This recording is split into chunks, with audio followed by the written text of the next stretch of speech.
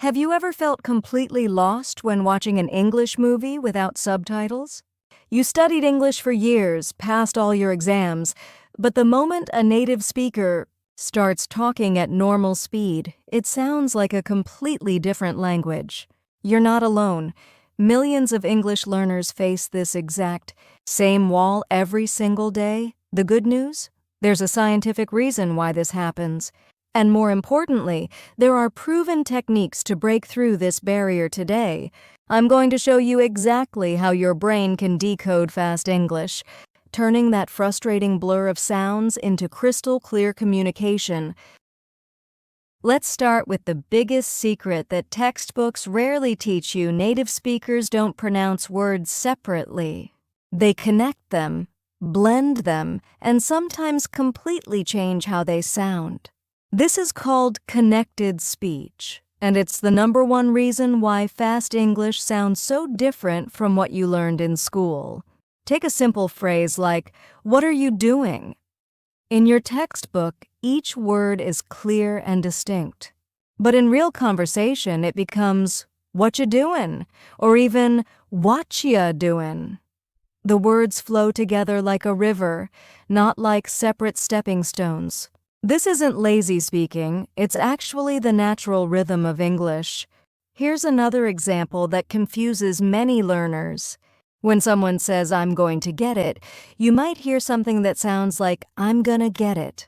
The going to becomes gonna, and get it merges into get it. These transformations happen because our mouths naturally seek the easiest path when speaking quickly.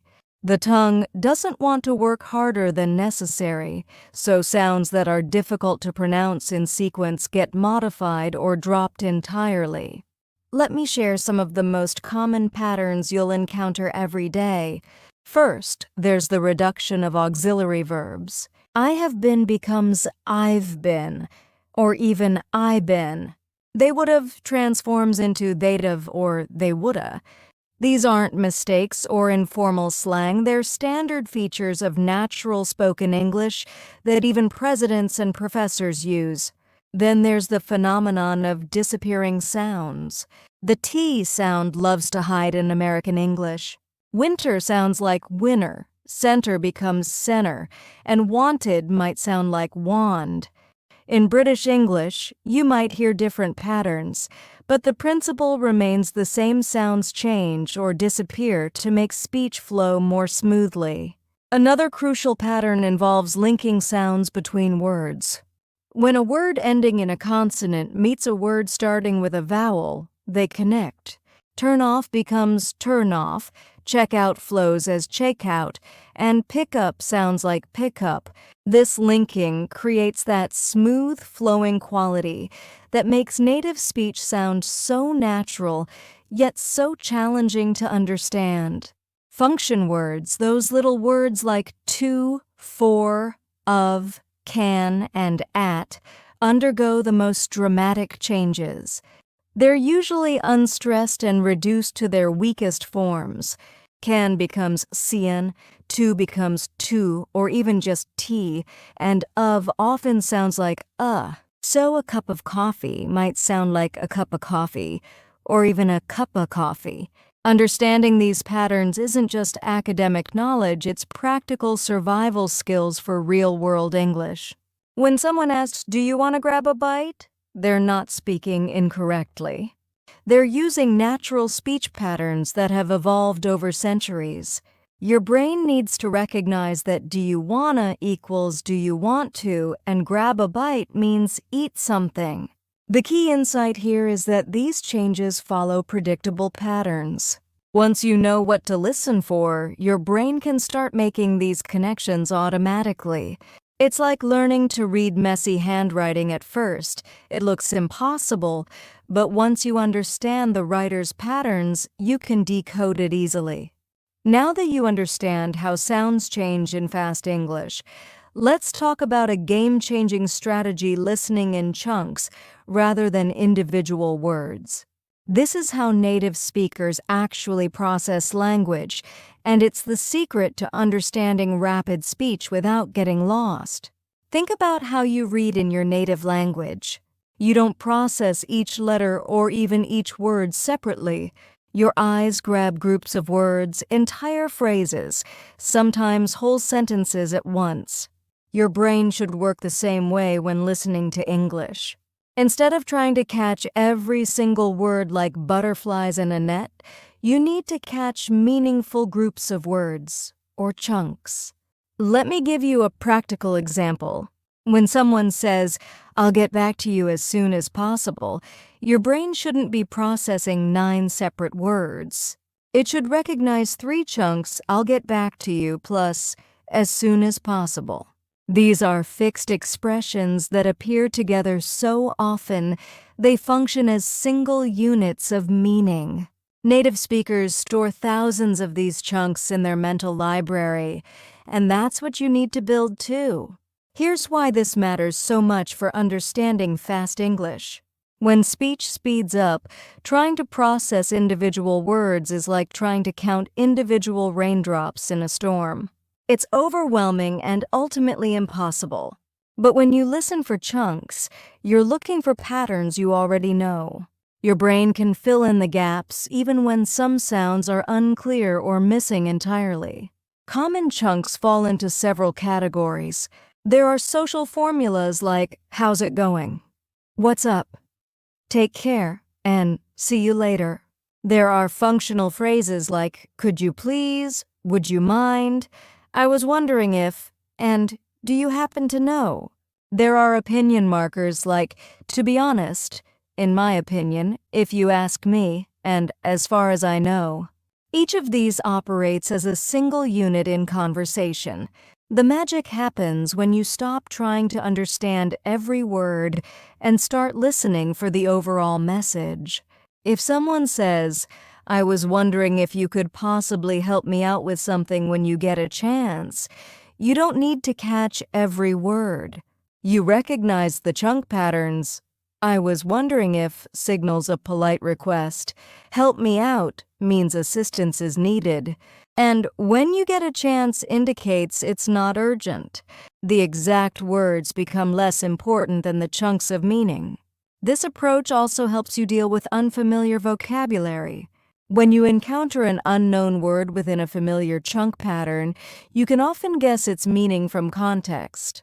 If someone says, "Could you pass me that thingamajig over there?" You might not know what a thingamajig is, but the chunk "Could you pass me" tells you they want you to hand them something, and "over there" tells you where it is. Context becomes your best friend when listening to chunks. The situation, the speaker's tone, their body language, and the general topic all provide clues that help your brain predict what chunks are likely to appear. In a restaurant, you expect chunks like, "Are you ready to order?" "Can I get you anything else?" and "Check, please." This predictability is powerful. Your brain can prepare for these chunks before they're even spoken. There's also a psychological benefit to chunk-based listening. When you stop obsessing over every word, you reduce your anxiety and actually understand more. It's counterintuitive, but true. The less you try to catch everything, the more you actually comprehend. This relaxed attention allows your brain to process language more naturally, the way it was designed to work. The chunk approach also explains why immersion is so powerful for language learning.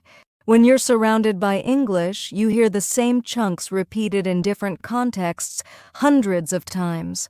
Your brain automatically starts recognizing these patterns without conscious effort. It's pattern recognition at its finest, and it's how children learn their first language without formal instruction.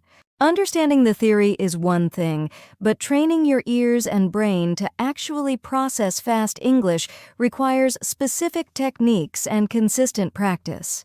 Let me share the most effective methods that have helped millions of learners break through the speed barrier. The first technique is progressive speed training, and it's incredibly powerful. Start by finding English content that interests you, whether it's TED Talks, YouTube videos, or Netflix shows. Begin watching at 0.75x speed. Yes, this might feel too slow at first, but it allows your brain to clearly hear all the connected speech patterns we discussed earlier. Once you can understand comfortably at this speed, move up to normal speed. After a few weeks at normal speed, challenge yourself with 1.225x speed. When you return to normal speed after training at 1.25x, it will feel remarkably clear and manageable. This is like training with weights when you remove them. Everything feels lighter. The second essential technique is shadowing, which means speaking along with native speakers in real time. Find a video or podcast with a transcript. First, listen while reading. Then, try to speak along with the speaker, matching their rhythm, intonation, and speed. Don't worry about understanding everything at first. Focus on mimicking the flow and music of the language. This trains your mouth and ears simultaneously, creating neural pathways that make comprehension automatic. Start with just 30 seconds at a time and gradually increase the duration as you improve. Here's a shadowing variation that's particularly effective: delayed shadowing. Instead of speaking simultaneously with the speaker, wait half a second before you start. This forces your brain to hold the sounds in memory while producing speech, which dramatically improves both comprehension and retention. It's challenging at first, but it's one of the fastest ways to internalize natural speech patterns. Next, let's talk about accent variety training. Many learners make the mistake of only listening to one type of English, usually American or British. But in our globalized world, you'll encounter Indian English, Australian English, Scottish English, and dozens of other varieties. Each has its own rhythm and sound patterns. Expose yourself to this diversity deliberately. Watch British panel shows, American podcasts, Australian news, and Indian tech tutorials. This variety training makes your brain more flexible and adaptive, able to understand English regardless of the speaker's background. Content selection is crucial for maintaining motivation and ensuring effective practice. Choose materials that genuinely interest you but are slightly above your current level. This sweet spot, what linguists call I-1 input, keeps you engaged while providing enough challenge to promote growth. If you love cooking, watch cooking shows in English. If you're into technology, follow tech YouTubers. If you enjoy comedy, watch stand-up specials. When you're interested in the content, your brain naturally pays more attention and retains more information. Now, here's a technique many overlook: focused, repeated listening. Take a 3-minute clip of natural conversation and listen to it every day for a week. The first day, you might understand 40%. By day 3, you're at 60%. By day 7, you're catching 90% or more. This repetition allows your brain to decode increasingly subtle aspects of the speech. You'll start noticing patterns you missed before, understanding jokes that went over your head, and catching cultural references you didn't recognize. Active prediction is another powerful tool. Before watching a video or listening to a podcast, spend 30 seconds thinking about what vocabulary and chunks might appear. If it's about cooking, expect chunks like bring to a boil, season to taste, and let it simmer.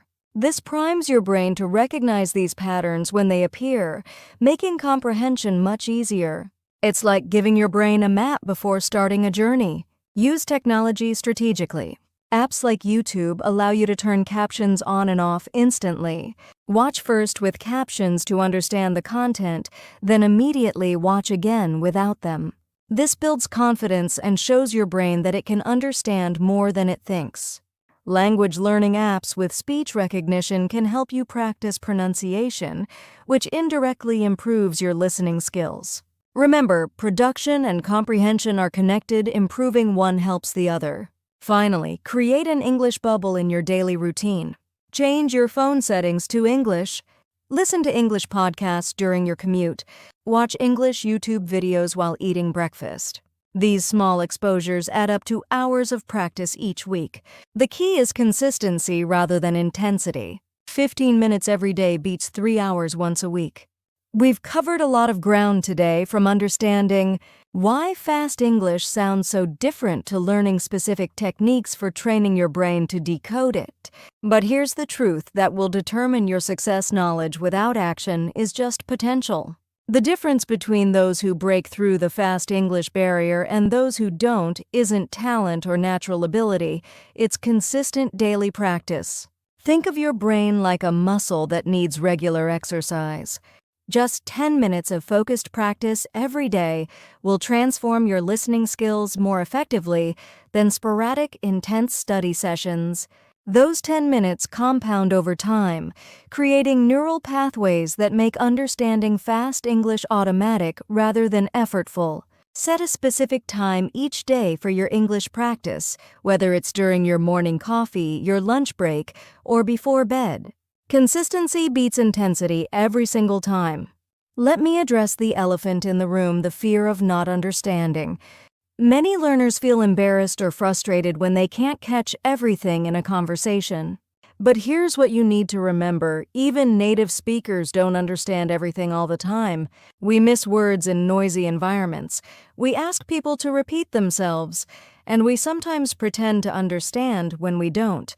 Give yourself permission to be imperfect. Every moment of confusion is actually your brain learning, adapting, and growing stronger. Measuring your progress is essential for maintaining motivation. Keep a simple journal where you rate your comprehension of the same piece of content over time. Watch the same TED Talk or news clip once a month and note how much easier it becomes. Record yourself shadowing native speakers and compare recordings from different months. You'll be amazed at how much you improve without even realizing it. Progress in language learning often happens in sudden jumps rather than smooth curves, so don't get discouraged during the plateaus. Here's something crucial that many learners need to hear: your accent doesn't need to be perfect. And you don't need to understand every single word to be fluent. Fluency is about effective communication, not perfection. Native speakers use context, gesture, and confirmation to ensure understanding. You can too. Focus on communicating successfully rather than perfectly, and you'll find that your comprehension improves naturally as a result. Create a support system for your learning journey. Find online communities of English learners, join conversation groups, or partner with a language exchange buddy. Share your struggles and victories. When you see others facing the same challenges, you realize you're not alone in this journey. The path to understanding fast English is well-traveled, and there are millions of successful learners who've proven it's absolutely achievable. Remember that different situations require different levels of comprehension. In casual conversation, understanding 70% might be perfectly adequate. In a business meeting, you might need 90%. In movies or comedy shows, even 50% might be enough to enjoy the experience. Adjust your expectations based on the context and celebrate partial understanding as a victory, not a failure. The transformation from struggling with fast English to understanding it comfortably doesn't happen overnight, but it does happen. Every day, thousands of learners around the world make this breakthrough. They're not special or gifted, they're simply persistent. They show up every day, they practice even when they don't feel like it, and they trust the process even when progress feels slow. As we wrap up, I want to leave you with this thought: the brain you have right now is already capable of understanding fast English. It just needs the right training and enough exposure. Every technique I've shared today has been proven by millions of successful learners. You don't need any special talent or ability.